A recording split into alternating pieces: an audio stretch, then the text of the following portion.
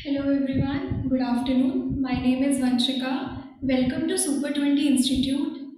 So today I'm here to teach you bio. So basically ये course को start करने से पहले मैं कुछ बेसिक बातें डिस्कस करना चाहूँगी।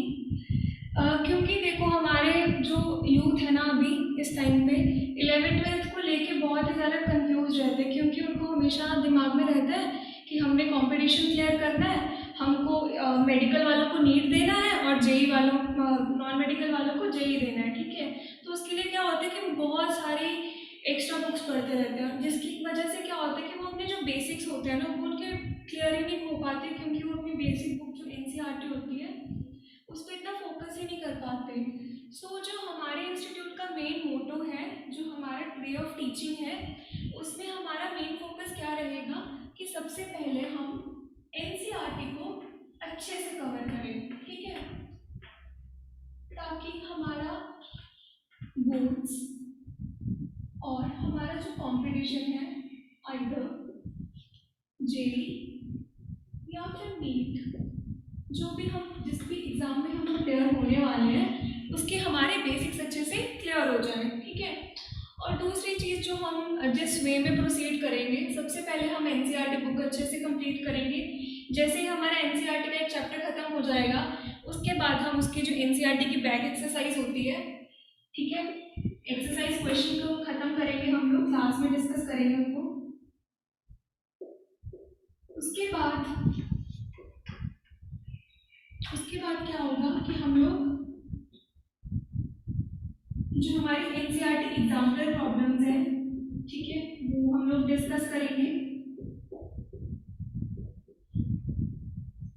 देन हम लोगों का मेन जब ये सारा पॉइंट क्लियर हो जाएंगे तीनों के तीनों, हम लोगों ने एक बार इन टेक्स्ट क्वेश्चंस भी कर लिए और हमने हमारी एनसीईआरटी एग्जाम्पलर भी सॉल्व कर लिए, एट लास्ट फिर हमारा जो नीट के पर्सपेक्टिव से जो इम्पोर्टेंट चीज़ें होंगी वो हम लोग कवर कर लेंगे हमारे नेक्स्ट फेज में, ठीक है।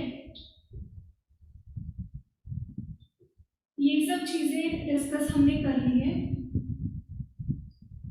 उसके बाद हमारा जो मेन रहेगा कि हमारा फोकस होगा कि सबसे पहले हम बोर्ड्स पे फोकस करें, देन उसके बाद हम लोग देखें कि हम लोगों ने कंपटीशन पे कैसे फोकस करना है, राइट। अब ये लोगों को ये पॉइंट तो आप लोगों को क्लियर हो गए होंगे कि हम लोगों ने कैसे यहाँ पे सिलेबस में प्रोसीड करना है। चलो अब हम लोग ज़्यादा टाइम वेस्ट ना करते हुए अपना आज का टॉपिक शुरू करते हैं, ठीक है। तो हम लोग सिलेबस वाइज ही चलेंगे, हम लोग फर्स्ट यूनिट से स्टार्ट करेंगे। उसमें हमारा जो फर्स्ट टॉपिक रहेगा that is reproduction in organisms, ठीक है। तो जो रिप्रोडक्शन वाला चैप्टर है ये तो हम लोग क्लास 8 से ही आई गेस पढ़ते आ रहे हैं, राइट। आप लोगों को एनसीईआरटी बुक उठाओ क्लास 8 की, वहाँ पे हमने सबसे पहली बार ही रिप्रोडक्शन के बारे में पढ़ा होगा, ठीक है। तो अभी हम जो पढ़ने वाले हैं वो हम स्टार्ट करेंगे रिप्रोडक्शन की डेफिनेशन से, है ना, कि हम पढ़ते तो आए हैं बट हमें पता तो होना चाहिए कि रिप्रोडक्शन टर्म का एग्जैक्टली मतलब क्या है, राइट। कोई मुझे बता सकता है व्हाट इज रिप्रोडक्शन, एनीवन, कोई भी? चलो, रिप्रोडक्शन बेसिकली क्या है, it is a biological process in which an organism give rise to young ones similar to itself, ठीक है। तो ये क्या है, एक बायोलॉजिकल प्रोसेस है जिसमें एक ऑर्गेनिज्म अपने ही जैसे यंग वंस को बर्थ देता है, ठीक है। तो अब हमने रिप्रोडक्शन के बारे में तो पढ़ लिया कि रिप्रोडक्शन बेसिकली है क्या, हमें इसकी डेफिनेशन भी समझ आ गई, बट हम लोगों के दिमाग में कभी तो आता होगा ना कि वाई रिप्रोडक्शन इज इम्पॉर्टेंट, कि रिप्रोडक्शन क्यों इम्पॉर्टेंट है। हम लोगों के माइंड में तो ये चीज़ आती होगी ना, वाई रिप्रोडक्शन इज इम्पॉर्टेंट, ठीक है। तो इसके पीछे के जो रीजंस हैं वो मैं एक्सप्लेन करना चाहूँगी कि सबसे पहले हम एक हाइपोथेटिकल सिचुएशन एज्यूम कर लेते हैं कि सपोज इस अर्थ पे एक ही लिविंग बीइंग बचा है, ठीक है, और वो रिप्रोड्यूस नहीं कर सकता, तो क्या होगा, अब जो इस धरती पे आया है उसने एक दिन इस धरती से चले भी जाना है, ठीक है। तो इसका मतलब क्या है कि एक सर्टेन टाइम पीरियड के लिए वो अर्थ पे आया है, ठीक है।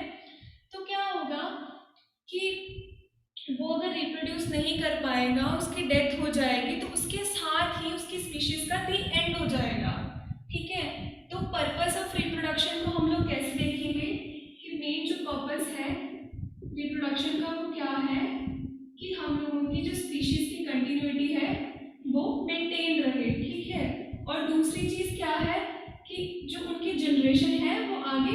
रहे, ठीक है।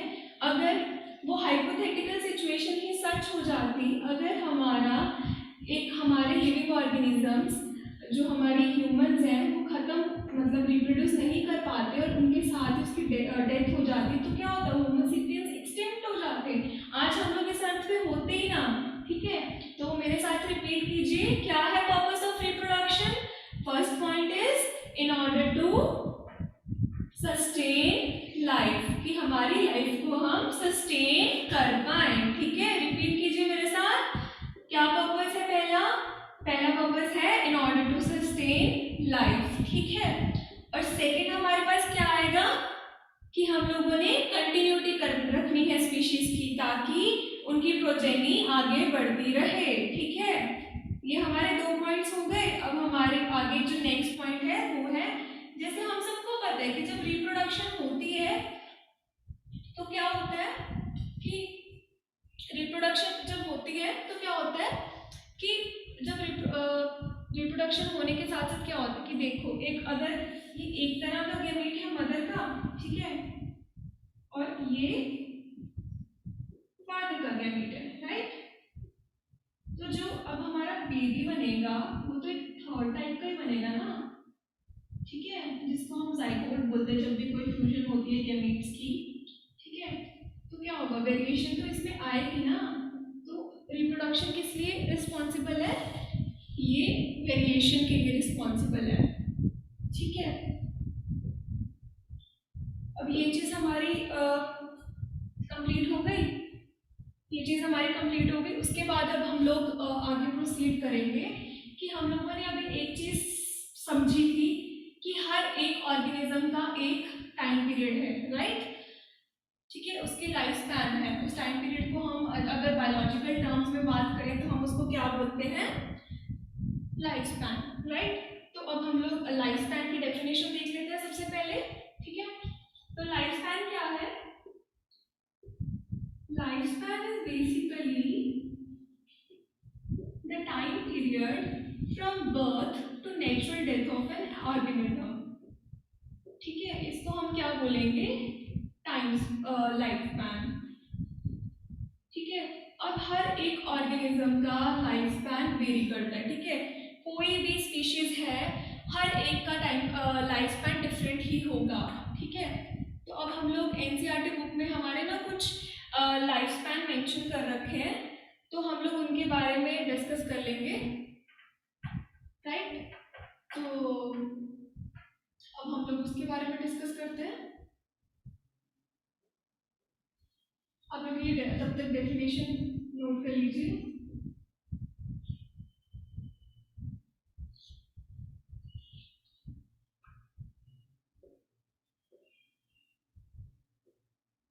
जहाँ भी आप लोगों को कुछ भी दिक्कत आ रही है please stop me in the Midway, ताकि मैं आप लोगों का कोई भी यहाँ पे डाउट ना रह जाए, ठीक है। अब हम लोगों को क्लियर हो गया, 2 टर्म्स हमने अभी तक पढ़ी, first one is reproduction and second one is life span, ठीक है। तो अब हम लोग जो एनसीईआरटी में डिफरेंट लाइफ स्पैन के ऑर्डर दे रखे हैं, हम लोग वो नोट कर लेते हैं, ठीक है। तो हमारे पास ऑर्डर ऑफ लाइफ स्पैन हम नोट करते हैं। तो सबसे पहले आपके पास, मैं अब आपको ऑर्डर ऑफ लाइफ स्पैन तो बता ही रही हूँ, साथ साथ में मैं आप लोगों से 2-3 चीज़ें और डिस्कस करना चाहूँगी। जो हमारा लाइफ स्पैन है इसकी करेक्टरिस्टिक्स, राइट। तो जो पहले मैंने जब आपसे डिस्कस करी थी तो मैंने पहले ही आपको बताया था कि जो हमारा लाइफ स्पैन है it is completely independent of the size. अब इसका क्या मतलब है कि it is independent of the size, इसका मतलब ये है, अब इसको हम एक एग्जाम्पल से समझते हैं, ठीक है।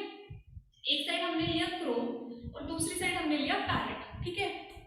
तो जो क्रो है, तो क्रो क्या है, क्रो भी एक बर्ड है और जो हमारा पैरट है वो भी एक बर्ड है, राइट। तो दोनों साइज में भी सिमिलर है और दोनों एक ही स्पीशीज नहीं हम कह सकते, हम लोग बोलेंगे तो एक पर्टिकुलर टर्म यूज करेंगे तो एक ही क्लास से बिलोंग करते हैं, दैट इज एप्स, राइट। ये लोग आप लोग स्पीशीज, क्लास, किंगडम, ऑर्डर, ये सब लोग आप पढ़ के आए हो ऑलरेडी, राइट। मेरे को एक्सप्लेन करने की ज़रूरत तो नहीं। अगर आप लोगों को कहीं पे भी कहीं बेसिक्स में दिक्कत है तो यू कैन टेल मी, मैं आप लोगों को वहीं स्टॉप करके समझा सकती हूँ, ठीक है, क्योंकि आप लोगों के बेसिक्स क्लियर होना इज मस्ट, ठीक है। तो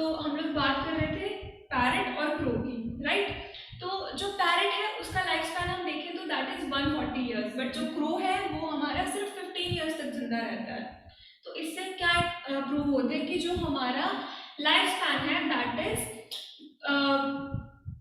that vary species to species, ठीक है, कि वो स्पीशीज टू स्पीशीज वेरी करेगा। ये जरूरी नहीं है कि अगर वो दोनों एक ही क्लास के ऑर्गेनिजम्स हैं तो उनका लाइफ स्पैन सेम होगा, that is not the case, right.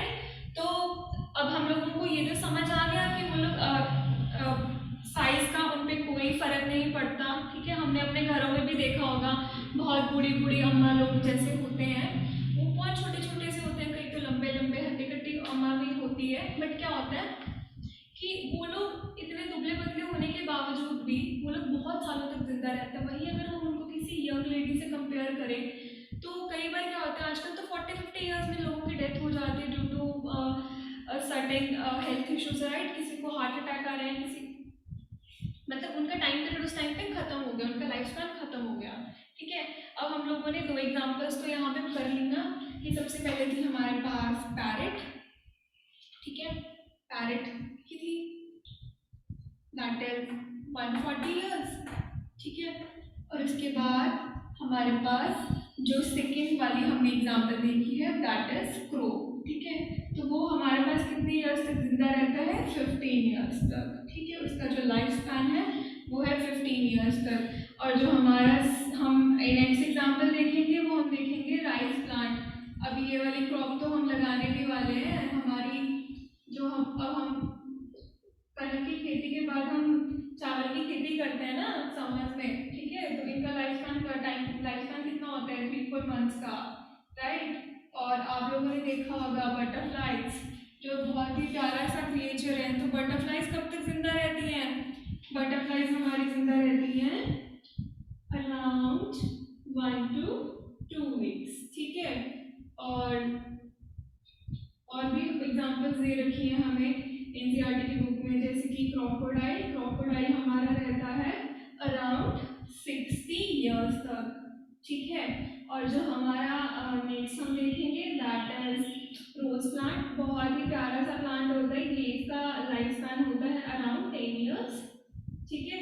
और अगर मैंने गलती से कोई एग्जांपल स्किप कर दी होगी तो प्लीज़ मुझे नेक्स्ट क्लास में रिमाइंड करा देना, ठीक है। तो आप प्लीज़ एक बार इसे नोट कर लीजिए, उसके बाद हम आगे प्रोसीड करते हैं, ठीक है। एवरीवन, आप लोगों ने नोट कर लिया तो मैं आगे प्रोसीड करूँ? चलो ठीक है, आप करो नोट तो फिर हम आगे प्रोसीड करते हैं। अब हमने लाइफ स्पैन के बारे में पढ़ लिया, डिफरेंट ऑर्डर्स पढ़ लिए, है ना। लाइफ स्पैन के कि कैसे वो स्पीशीज टू स्पीशीज वेरी करता है ना। कईयों में बहुत ज़्यादा लाइफ स्पैन है और कई बहुत छोटा, मतलब कहीं में लाइफ स्पैन बहुत शॉर्ट है और कईयों में बहुत लॉन्ग है, ठीक है। और ये लोग साइज पे डिपेंड नहीं करते। अब जो एक और 2 पॉइंट्स में यहाँ पे ऐड ऑन करना चाहूँगी, ठीक है।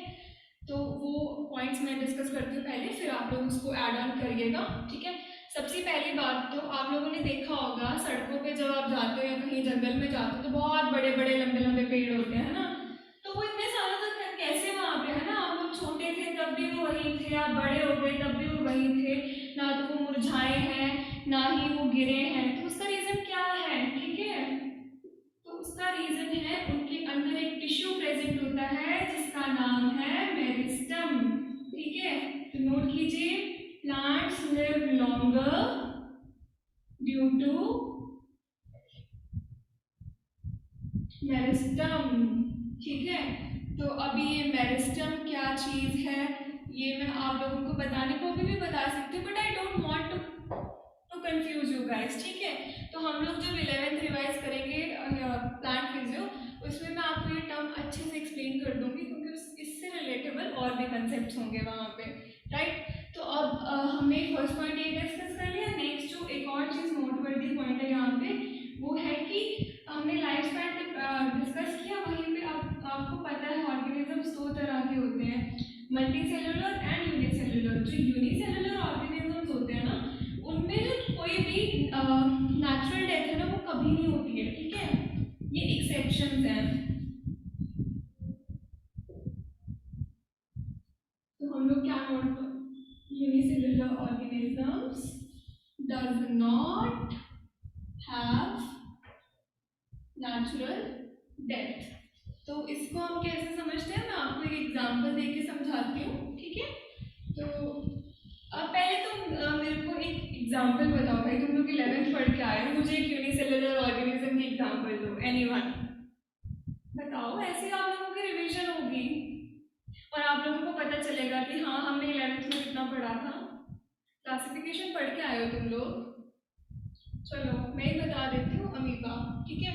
तो हमने आपने ऐसे एक ऑर्गेनिज्म देखा होगा, है ना, अमीबा, ठीक है। तो इसमें जो मेन जो इसका रिप्रोडक्टिव मोड है, इसमें होती है हमारी बाइनरी फ्यूजन, ठीक है। बाइनरी फ्यूजन में क्या होता है कि यहाँ पे इनका जो साइटोप्लाज्म है, ये तो पता ही होगा कि ये हमारा साइटोप्लाज्म है, ठीक है, और ये हमारा न्यूक्लियस है, राइट। तो यहाँ पे जब डिवीजन होगी तो ये क्या होगा, तो ये दो डॉटर सेल्स बनाएगा, ठीक है। और ये क्या है, दोनों आगे जाके दो अलग से अमीबा बन जाएंगे, ये भी हमारा अमीबा बनेगा और ये भी हमारा अमीबा बनेगा। तो क्या हुआ, यही डिवाइड हुआ है ना, इसी ने पेरेंट ऑर्गेनिज्म ने ही आगे यंग वंस बनाए हैं ना। तो यहाँ पे कोई नेचुरल डेथ हुई नहीं ना। तो ये स्टेटमेंट इस चीज को प्रूव कर रही है कि यूनिसेलुलर ऑर्गेनिजम्स में कोई नेचुरल डेथ नहीं होती है, ठीक है। तो अब हम आगे प्रोसीड करते हैं फर्दर। अब हमने लाइफ स्पैन पढ़ लिया, हमने रिप्रोडक्शन पढ़ ली, अब हम नेक्स्ट पढ़ेंगे रिप्रोडक्शन के टाइप्स, ठीक है। बेसिकली दो तरह की रिप्रोडक्शन ही होती है, ये तो बच्चे बच्चे को पता होगा। एक हमारी होती है sexual reproduction and another one is asexual reproduction, ठीक है। तो अब हम लोग इनमें पहले डिफरेंस देख लेते हैं कि एसेक्सुअल रिप्रोडक्शन में और सेक्सुअल रिप्रोडक्शन में क्या डिफरेंस है, ठीक है। तो जो हमारा एसेक्सुअल रिप्रोडक्शन है ना, एसेक्सुअल रिप्रोडक्शन, ठीक है, तो उसके तो वर्ड में ही दिख रहा है कि उसमें सिंगल पेरेंट इन्वॉल्व है ना। कैसे, मैं आप लोगों को बताती हूँ, ठीक है। ए सेक्सुअल, ए मतलब सिंगल, ठीक है। तो इसमें क्या है, सिंगल पेरेंट इन्वॉल्व है, ठीक है। बट एक चीज जो हमें यहाँ पे ध्यान रखनी है वो ये है कि सबने आज तक क्या सुनते आ रहे हैं सब लोग, asexual reproduction is the mode of reproduction in which a single parent is involved, ठीक है। But it does not involve the fusion of gametes, right। आज तक आप लोग यही सुनते आए हो ना, बता दो, अगर कुछ और सुनते आए हो तो भी बता दो, नहीं। चलो बट हमें यहाँ पे क्या याद रखना है कि जो एसेक्सुअल रिप्रोडक्शन है it does involve the involvement of single parent, but it may or it may not involve the fusion of gametes। अब इस चीज को हम कैसे समझेंगे, तो सबसे पहली बात, जैसे हम एग्जांपल लेते हैं किसी भी बाइसेक्सुअल ऑर्गेनिज्म की। बाइसेक्सुअल क्या होता है कि जिस ऑर्गेनिज्म में दोनों सेक्स ऑर्गन्स प्रेजेंट होते हैं, जैसे हम वहाँ पे क्या होगा, दोनों गैमेट्स एक ही ऑर्गेनिज्म में आ रहे हैं, है ना। तो क्या होगा कि दोनों का जो फ्यूजन है गैमेट्स का वहाँ पे होगा ही होगा। तो इसीलिए उन्होंने क्या बोला है, it is the process of reproduction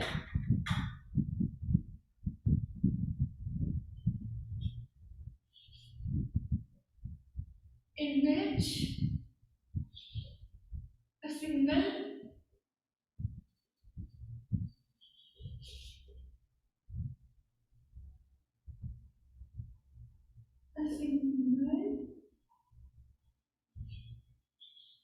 parent is involved, right।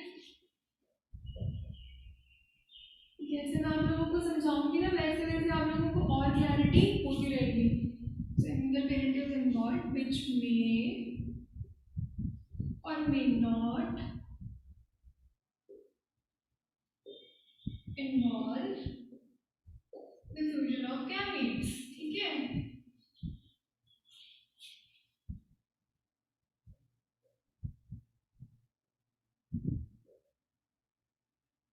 अब आप लोगों ने हमेशा आज के बाद याद रखना है कि जो हमारी ए सेक्सुअल रिप्रोडक्शन है यहाँ पे भी फ्यूजन ऑफ गैमेट्स हो सकता है, बट वो किस केस में, बाइसेक्सुअल ऑर्गेनिजम्स के केस में, ठीक है। अब हम ये चीज़ हमने पढ़ ली कि ए सेक्सुअल रिप्रोडक्शन क्या है। जो अब हम जो सेकंड चीज़ पढ़ेंगे वो हम पढ़ेंगे सेक्सुअल रिप्रोडक्शन, ठीक है, कि सेक्सुअल रिप्रोडक्शन क्या है। अब हमने पढ़ लिया अगर एक में एक पेरेंट इन्वॉल्व है मतलब ए सेक्सुअल में, तो दूसरे में तो ऑब्वियस सी बात है सेक्सुअल रिप्रोडक्शन में दो ही पेरेंट्स इन्वॉल्व होंगे, तो यहाँ पे क्या होगा, यहाँ पे हमारे दो पेरेंट्स इन्वॉल्व होंगे, ठीक है, और यहाँ पे तो फ्यूजन ऑफ गैमेट्स होना ही होना है, ठीक है। तो अब हम इन दोनों की एग्जांपल्स देख लेते हैं, ठीक है। तो हमारी जो ए सेक्सुअल रिप्रोडक्शन है इसकी हम एग्जांपल लेंगे, तो एग्जांपल क्या है इसकी, लेंगे व्हाट अमीबा। हम लोग देखेंगे कि यहाँ पे जो लोअर ऑर्गेनिज्म है, ठीक है, such as Monera protesta, Monera and protesta, ठीक है। और जो हमारा सेक्सुअल रिप्रोडक्शन है उसमें हम क्या एग्जांपल लेंगे कि जो हमारी हायर ऑर्गेनिजम्स आ जाते हैं, जितने भी हमारे हायर कॉर्डेट्स होंगे और हमारे वर्टिब्रेट्स होंगे हायर एनिमल्स, ठीक है। तो अब हम लोगों को मोटा मोटा तो क्लियर हो गया कि हमारा सेक्सुअल रिप्रोडक्शन क्या है और हमारा सेक्सुअल रिप्रोडक्शन क्या है। अब इन लोगों को हम डीपली नेक्स्ट आगे जब हम इनके बारे में पढ़ेंगे तब डिस्कस करेंगे, ठीक है। तो आज जो मैं कवर करने वाली हूँ, आज मैं सिर्फ सेक्सुअल रिप्रोडक्शन कवर करूँगी, कल हम सेक्सुअल रिप्रोडक्शन कवर करेंगे, क्योंकि हम लोगों को बहुत सारी चीज़ें इसमें आगे देखनी है, ठीक है। तो सबसे पहले हम पढ़ेंगे asexual reproduction in case of lower animals, right, ठीक है। तो जो हम एसेक्सुअल रिप्रोडक्शन की कुछ सर्टेन एग्जांपल्स हैं, सबसे पहले तो हमारे पास आती है जो हमने ऑलरेडी डिस्कस करी है, बाइनरी फ्यूजन, ठीक है। तो बाइनरी फ्यूजन मेरे को बताएगा कोई नहीं क्या होता है, अभी अभी मैंने आप लोगों को पढ़ाया बाइनरी फ्यूजन क्या है और उसकी एग्जांपल बताइए, जल्दी जल्दी बताइए क्या होती है बाइनरी फ्यूजन, ठीक है। चलो राइट, आपको पता है, इसकी एग्जांपल है हमारे पास अमीबा। इसमें क्या होता है कि जो एक पेरेंट ऑर्गेनिज्म होता है वो डिवाइड करता है और वही पेरेंट ऑर्गेनिज्म डिवाइड होकर आगे न्यू यंग वंस को बर्थ देता है, ठीक है। अब उसके बाद हमारे पास एक और टाइप की स्पेशल टाइप की फिजन आती है, दैट इज मल्टीपल फिजन। ये कब होती है, multiple fission always occurs during unfavourable conditions. Unfavourable conditions में ही होती है हमारी मल्टीपल फिजन, ठीक है। तो इसकी भी एग्जांपल हम अमीबा ही लेंगे, ठीक है। इसमें क्या होता है कि एक सिस्ट वॉल बन जाती है अमीबा के केस में, ठीक है, ठीक है। ये हमारा अमीबा, ठीक है, ये उसका न्यूक्लियस है, ठीक है, और ये उसका साइटोप्लाज्म, ठीक है। और ये हम देखेंगे सिस्ट वॉल, आपको पता है थोड़ी थिक होती है ना। तो जब अनफेवरेबल कंडीशंस होंगी तो हमारी एक थिक वॉल बन जाएगी इसके अराउंड, ठीक है। जब ये थिक वॉल बनेगी तो ये तब तक थिक वॉल रहेगी जब तक फेवरेबल कंडीशंस नहीं आ जाते। जैसे ही फेवरेबल कंडीशंस आएंगी ये सिस्ट वॉल रप्चर होगी और ये जितने भी डॉटर अमीबास होंगे उनको रिलीज कर देगी, और ये बहुत ज़्यादा होते हैं नंबर में, इसीलिए इसको हम क्या बोलते हैं, मल्टीपल फिजन, ठीक है। ये हमारी क्या है, सिस्ट वॉल, ठीक है। जैसे ही हमारी फेवरेबल कंडीशंस लौट के आएंगी वैसे ही हमारी ये रप्चर हो, ये सिस्ट वॉल रप्चर होगी और क्या होगा, बहुत सारे डॉटर अमीबा रिलीज हो जाएंगे, ठीक है।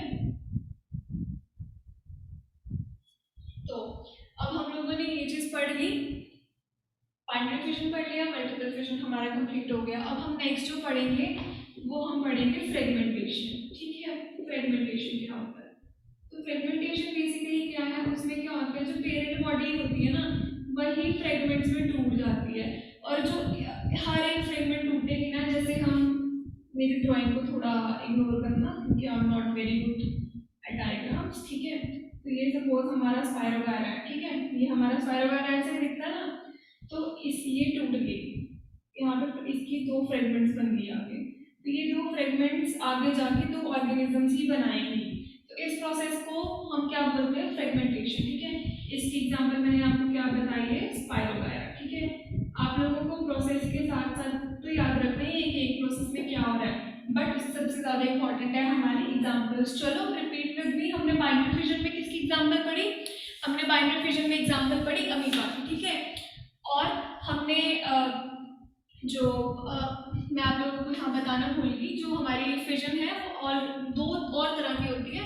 एक होती है हमारी लॉन्गिट्यूडनल फिजन, ठीक है, और दूसरी हमारी होती है ट्रांसवर्स फिजन, ठीक है। अब इन दोनों की एग्जांपल प्लीज नोट कर लीजिए, ठीक है।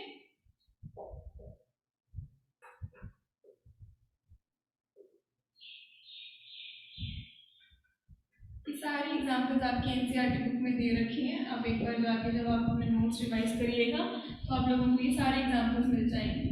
तो हमारी जो लॉन्गिट्यूडनल फिजन है ये हमारी यूग्लिना के केस में होती है, और जो हमारी ट्रांसवर्स फिजन है वो हमारी पैरामीशियम के केस में होती है, राइट।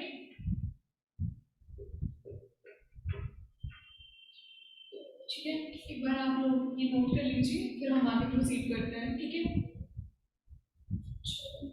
कर लिया सबने नोट, चलो हम नोट आउट कर देते हैं।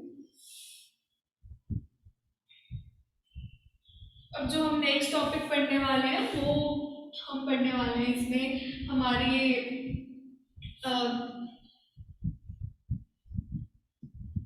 टर्म बच गई है, वो टर्म क्या है, दैट इज बडिंग। ये तो सबने सुन रखा होगा ना, ये तो क्या होती है बडिंग, बताओ, पता है किसी को? ओके फाइन, सबसे पहले तो हम इसकी एग्जांपल देख लेते हैं, ठीक है। इसकी एग्जांपल है हमारे पास हाइड्रा, ठीक है, हाइड्रा इसकी एग्जांपल है। तो हाइड्रा में क्या होता है, जैसे आपने देखा ये हमारा मोटा मोटा सा हाइड्रा बन गया, ठीक है।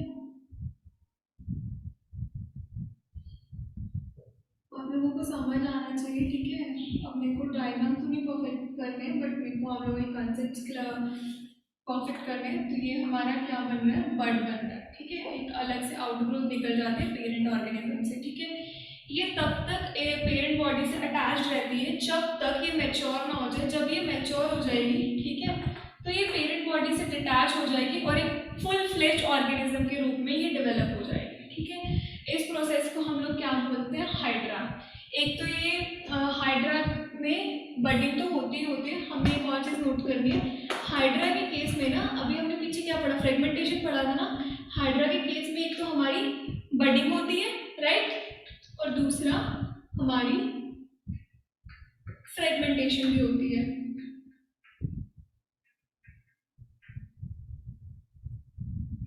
ठीक है। अब हम जब नेक्स्ट प्रोसीड करते हैं, नेक्स्ट हम जो टॉपिक पढ़ने वाले हैं वो है नहीं सॉरी, मैं एक चीज स्किप कर गई। हम लोग अभी पढ़ने वाले हैं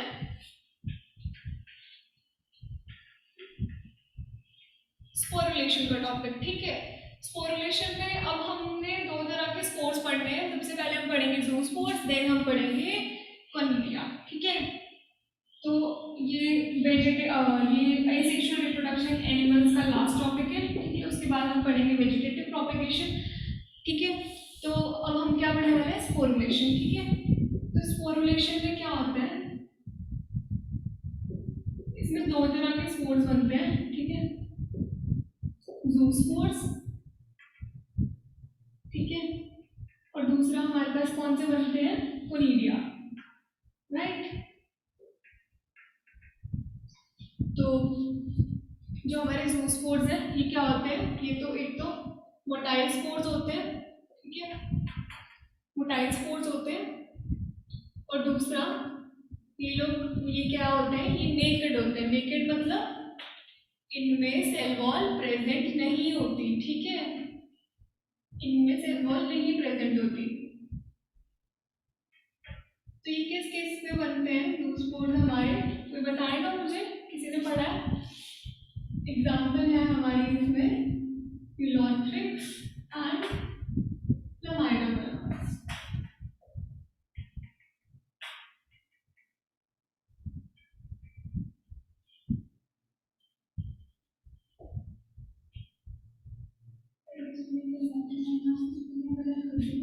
ठीक है,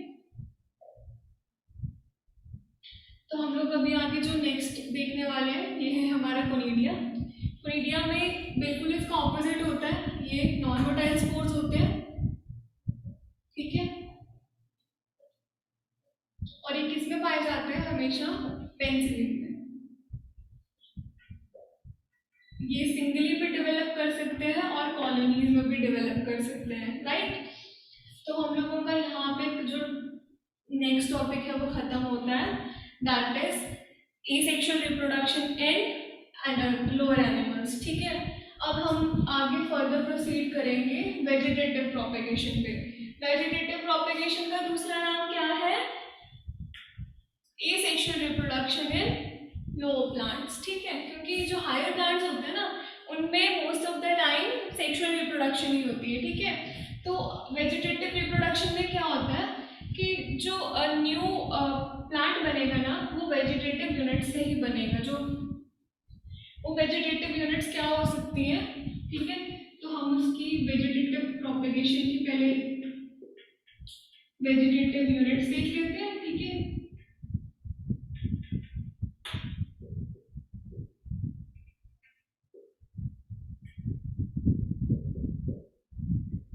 तो हम लोग पहले देखेंगे ये यूनिट हमारा ट्यूबर भी हो सकती है, ठीक है। और ये यूनिट हमारा राइजोम भी हो सकती है, ठीक है।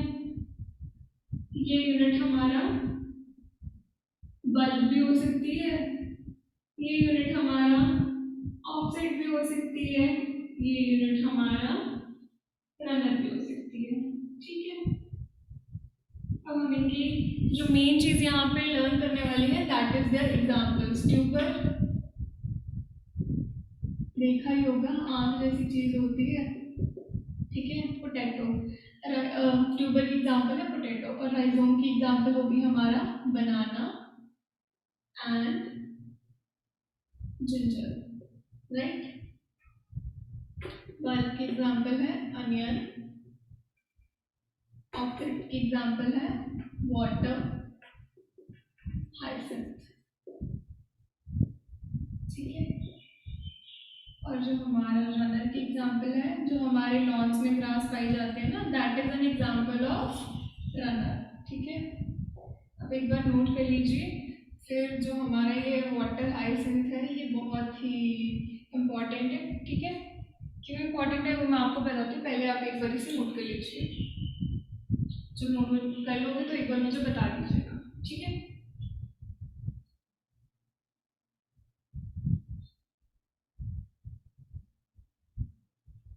हो गया?